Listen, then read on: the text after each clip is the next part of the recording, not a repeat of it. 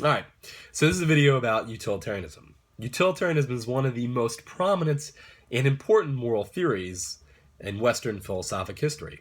It's also a theory that is very relevant because it's a theory that most of us utilize, at least at some points in our daily lives.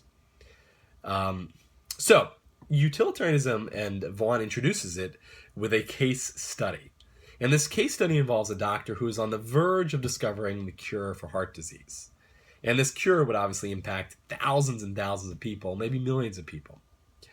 And the one thing, though, in this thought experiment that the doctor needs to really find if this cure works is to study the heart of a patient who has literally just died, literally seconds ago. And the only way the doctor can achieve this objective is if she kills someone, because she needs the conditions very controlled. And so she finds someone to kill. Someone who is homeless, who doesn't have any friends or family, someone who would seem to be unmissed by other human beings, whose death wouldn't matter to the rest of the world.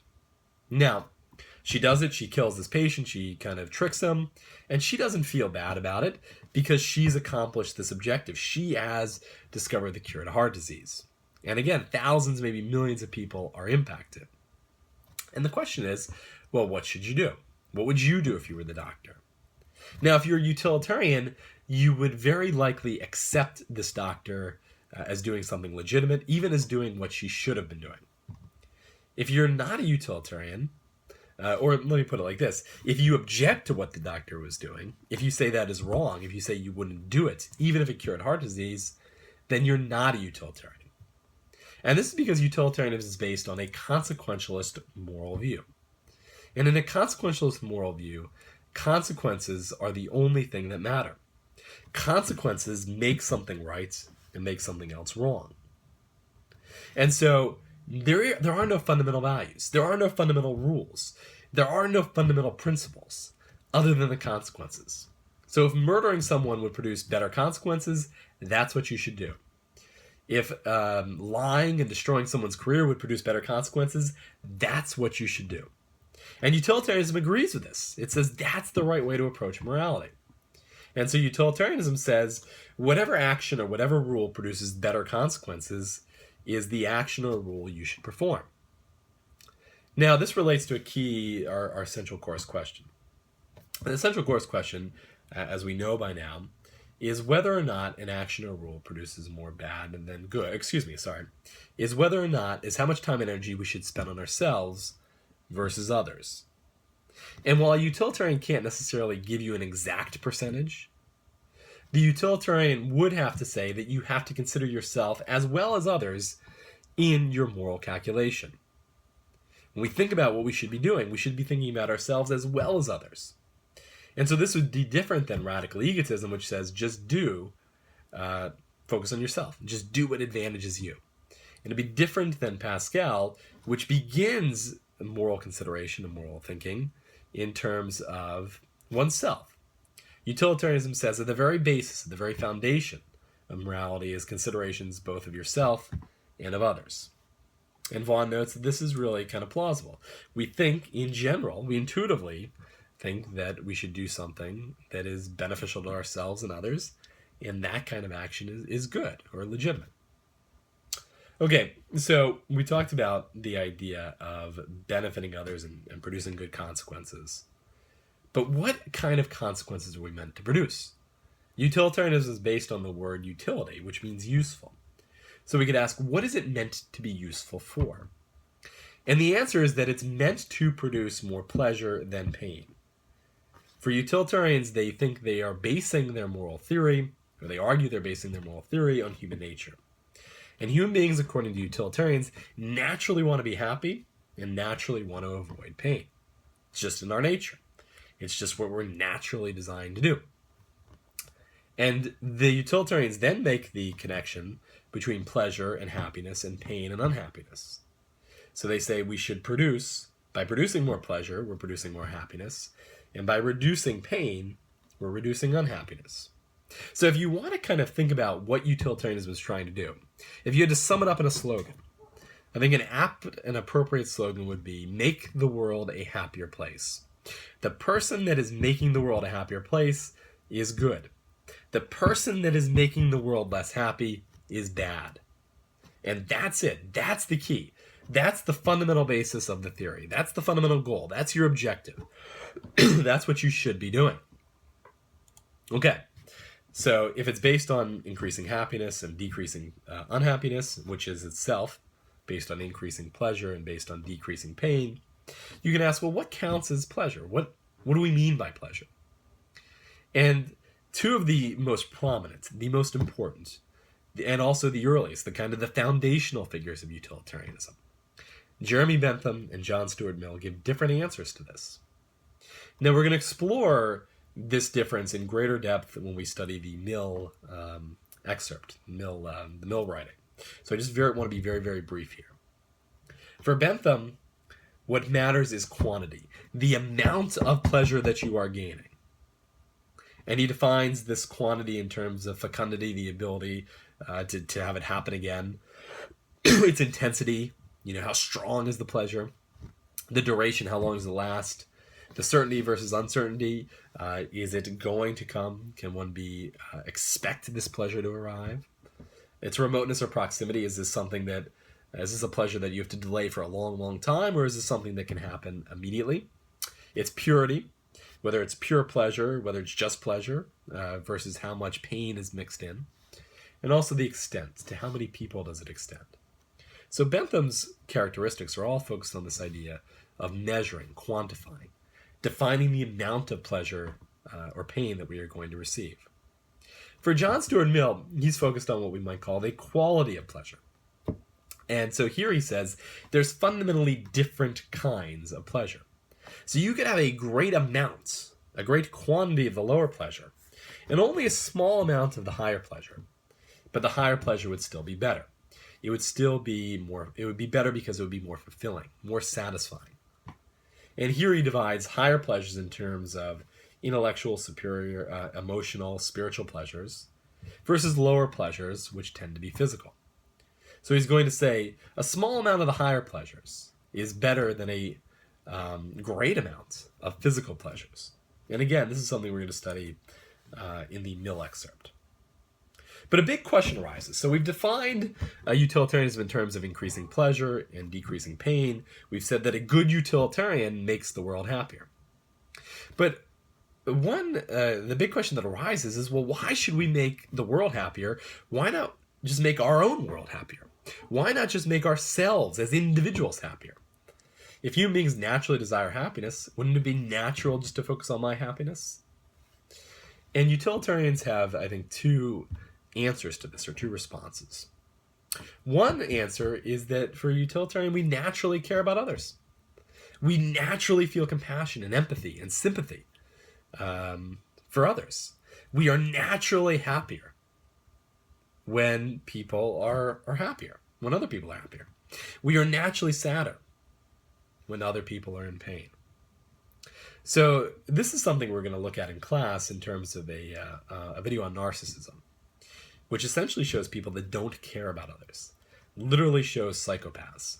People that don't have the ability to connect with others, don't have the ability to feel pleasure or pain on behalf of another. They literally do not care and cannot care about others. And this video is interesting because on one hand you could say it shows, or it's evidence, that utilitarianism is wrong because people don't always naturally care about others. Or on the other hand, you could use it in defense of utilitarianism and say it shows that because these people are sick, because these people have a disease, that is why they can't care about others. And it shows that there's something wrong with them and that it is natural, in the natural state of human development, to care for others. All right. Another reason that we should care about others, and we should include them in our consideration, is this idea of the principle of impartiality or equality. There's no fundamental reason my happiness matters more than yours. Now, and there's no fundamental reason why my happiness matters any less than the president's of the United States or the university. We're all morally equals in that regard. Our happiness counts the same. Now, it might be the fact that the president has the ability to impact more people. So in that sense, him or her being happy or sad matters. and we should think about their happiness more. But that's only because it impacts others, because it has a broader effect. But if we're just talking about two individuals and everything else being equal, then our happiness does matter the same. And because of that, we should include others. We shouldn't kind of artificially think our happiness is more important. On principle, it's not. Okay, so now I want to turn to a number of implications of the theory, consequences of this idea that we should make the world happier. And one consequence follows directly from this idea of impartiality and equality.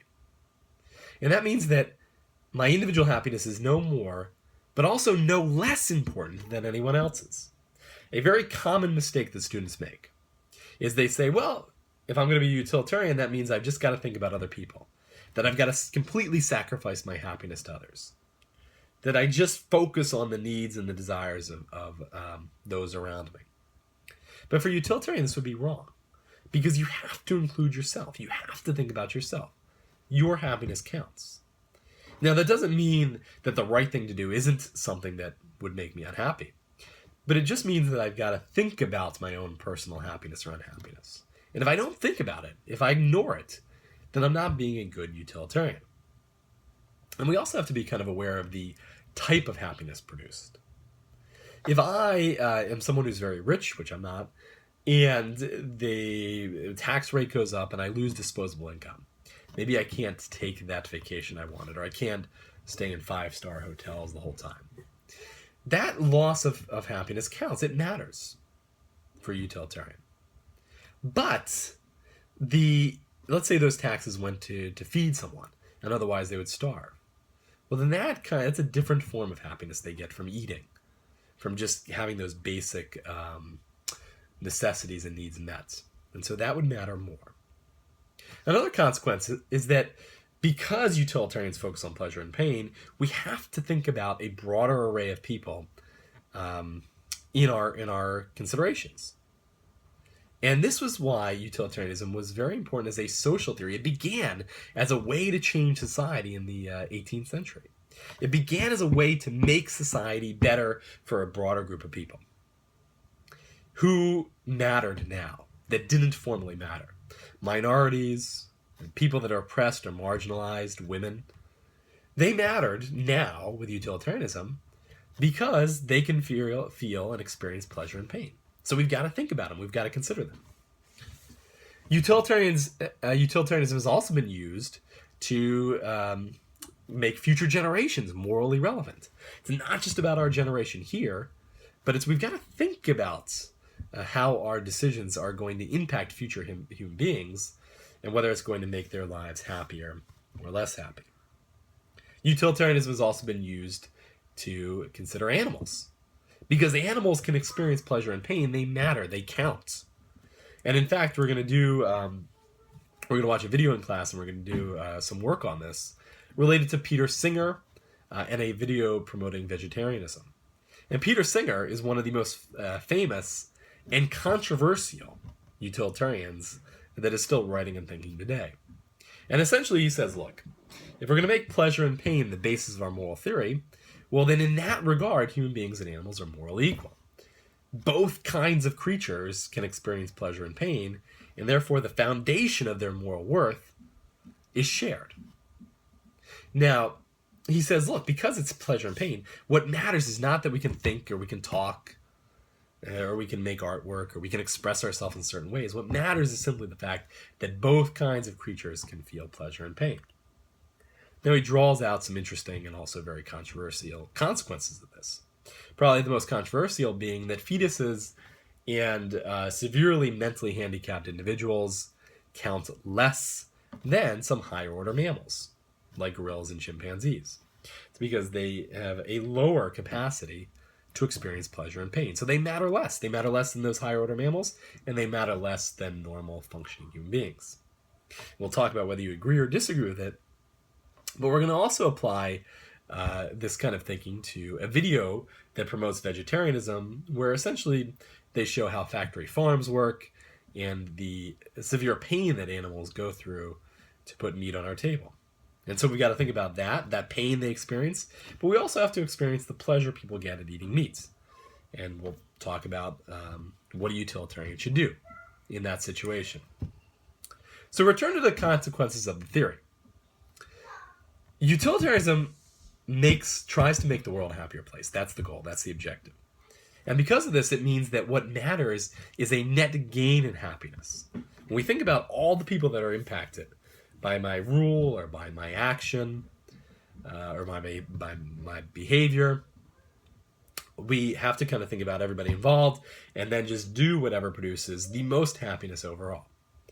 Now, what are the consequences? The consequences of this are that some people can suffer. So I can suffer. I can be unhappy, and that's okay. That may be my moral duty from a utilitarian perspective. If the overall consequence of my action or my behavior, my rule, produces more overall happiness. So while I have to consider myself, while I matter and while I count and while I've got to be part of the calculation, that doesn't mean that I've got to do things that makes me personally happy. Let's say I'm a great comic, and I make people happy, I make people laugh, but I'm miserable. And interestingly, a lot of comics are sort of depressive. And even though I may not feel like doing it anymore, even though I may feel like giving up, I may go to the extent of wanting to commit suicide, if I'm making people's lives happier, all people considered, then even though I may be miserable, it could be my moral duty to continue doing this, utilizing this skill. In the same way, some people may have to experience radical unhappiness. Vaughn makes the point that happiness is focused on the totality, the total amount of happiness, the net gain of happiness produced, not that it's necessarily distributed equally. So some people may have to die to produce greater overall happiness. Think about the case study that began the chapter. But that's okay if overall happiness is increased. So kind of an easy way or an important way to think about this is that while it is my goal to make the world happier, that doesn't mean that everyone in the world will become happier. And a lot of students make this mistake. A lot of students say, well, for utilitarianism, I've got to make everyone happy. Everyone's got to be happy. That would be ideal. That would be great. That would be wonderful. But in the real world, that's not how it works. In the real world, most often, decisions make some people happier and other people less happy. So the goal is to follow the decision or the rule that produces the most overall increase in happiness. And then finally, that means that, again, the current generation may have to sacrifice for a future generation. Think about the national debt that this country owes. There's going to become a time when a generation is going to have to absorb some of that, whether because there's an economic shrink or there's a collapse, or because people simply have to start paying it back. Now, utilitarian thinks about, okay, well, what would produce the least overall pain? And maybe raising taxes now or lowering spending now, even though it may make some people in this current generation unhappy, may be best if we think about all the generations to come. And so that, for utilitarian is what we have to consider. All right, so that's where I'll end the video. We're going to kind of talk about in class a very interesting case study about killing a terrorist family. But again, the overall goal here is to make the world happy or happier, and that involves some interesting consequences. All right, a longer video, but again, a very important moral theory and a theory that you'd likely utilize in your own life.